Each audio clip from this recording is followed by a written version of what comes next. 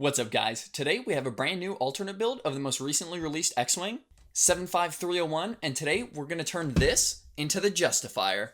And I think that's perfect timing because we have the brand new Justifier set coming out in just a few weeks.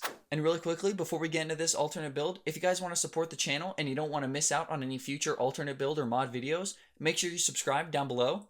And if you end up enjoying the video, don't hesitate to drop a like as well. I haven't quite built it yet, so I'm not too familiar with the pieces we're using, but we're going to try and get it done.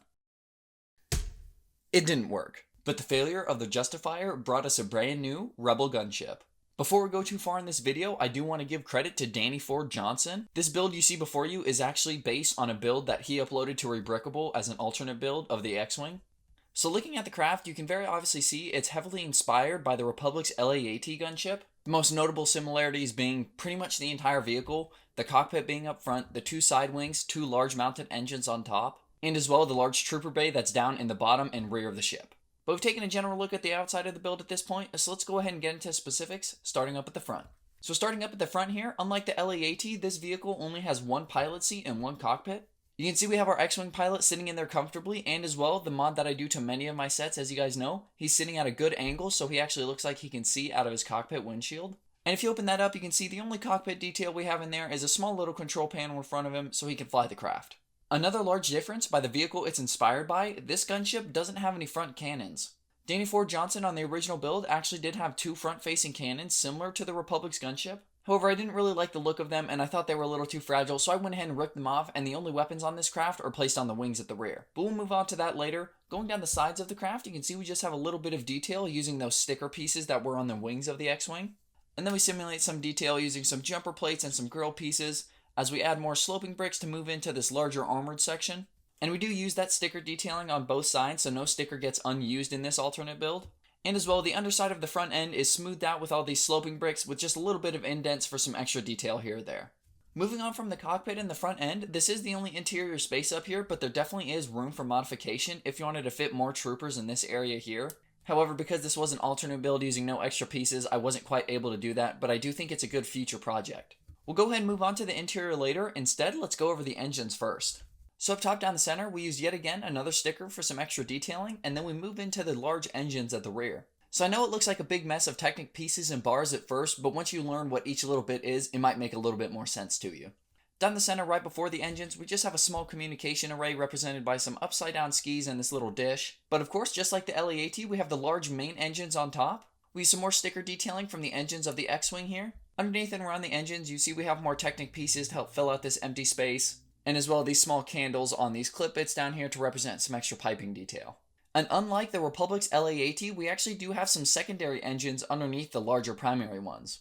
These are here to give the craft just that little bit of extra oomph and power that it needs when it's running away or trying to drop off troops in battle. One thing I really like about these engines is that it looks like it's ripped right off an X-Wing or a U-Wing. It makes it look like the Rebellion is taking parts from different crafts and trying to combine them together to make a whole new thing. Moving on from the engines though, in front of the smaller secondary thrusters, you can see we have a cannon on each side. And these, as of right now, are the only weapons that are on the craft. Like I mentioned earlier, we peeled the turrets off the front end because I wasn't too happy with the build, and we only have weapons on the rear. And I know that might seem a little strange for a gunship, but my idea behind this craft is that it's carrying more VIP personnel and high-value targets rather than just general troops. That's why it has these extra engines, so it can be a little bit quicker so it can get its VIPs to safety. And because of it being a VIP craft, it's going to be escorted by many other fighters, so it doesn't have a huge need for many weapons, so just having one heavy cannon on each wing will do. But then just underneath the cannons, we have some sloping bricks and some extra Technic pieces to help fill out the area and help it slope up to that large main engine there. On the rear of the craft, the only thing to go over besides the engines is this rear access door, but we'll get to that here in a second. Now that we've covered the rest of the outside, we can go ahead and move on to this small interior space we have.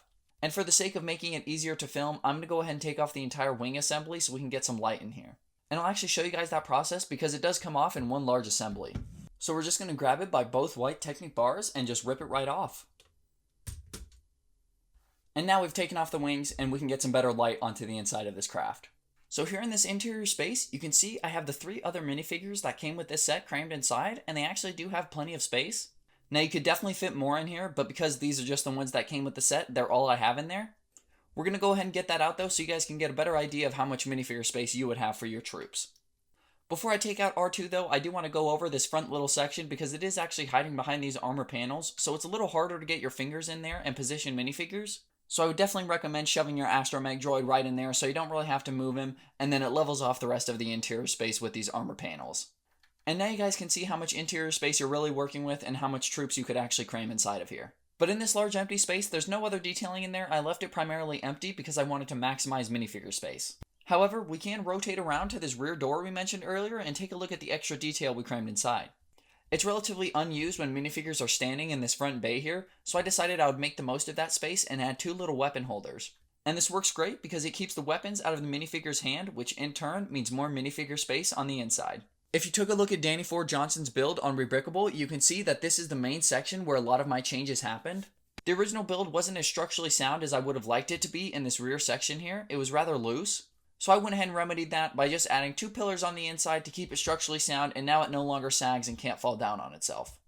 But other than that, that pretty much covers the entire gunship, and of course thank you to Dannyfordjohnson for the original idea, and that original idea is linked down below, and I encourage you to check it out if you want to make this build here. Other than that, I hope you guys enjoyed this video and this alternate build, and I'll see you guys next time. Peace, fellas.